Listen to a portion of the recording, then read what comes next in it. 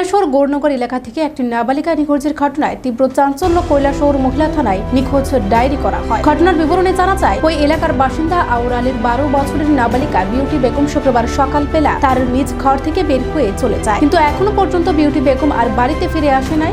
অনেক খোঁজাখুঁজি করার পর তার পরিবারের লোকেরা বিউটি বেগমের কোনো হদিশ না পেয়ে কৈলাসহর মহিলা থানায় একটা নিখোঁজ ডায়েরি করে। তবে কি কারণে বিউটি বেগম হঠাৎ করে নিখোঁজ হয়ে গেল সে বিষয়ে কিছু জানা যায়নি। পাশাপাশি বিউটি বেগমের পিতা আউর আলী সংবাদ মাধ্যমকে জানায়, ওনার নাবালিকা মেয়ে ভালো করে কথা বলতে পারে না, শারীরিক প্রতিবন্ধী, তাই প্রশাসন যাতে ওনার নাবালিকা মেয়েকে খুঁজে বের করে দেয় এটাই তিনি দাবি করেন।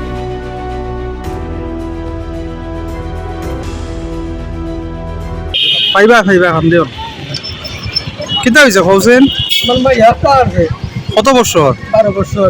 নাম কিতা? নাম হইল বিউটি বেগম। তোমার নাম কিতা? হ্যাঁ, আক্তর আলী। বাড়ি কই? বাড়ি গঞ্জনগর। কবে আসছে? আজকে সকাল 10টায়। কিভাবে আসছে? বাথরুমে গেছে গিয়া, তাই তো বালা করে কথা হইতে পারে না, যেখানে বাবা হোক মা হোক বালা করে কথা হইতে পারে না। একটাই নি বাচ্চা? বাচ্চা আমার 3টা, মাইয়া হইলো 2টা, ফুলা একটা। কি মনে হইতাছে কই যাইতে পারে বা বড় মাইয়া তাই না হঠাৎ করে নিখোঁজের পিছনে কারণটাকে কি মনে হইতাছে? কিছু তো পাওয়া যায় না। আমি তো আসলাম খাজো, হ্যাঁ, আমি তো খাজো আসলাম, এরপরে তাই মাইয়া কইছিল ওরকম মাইয়া পাওয়া যায় না।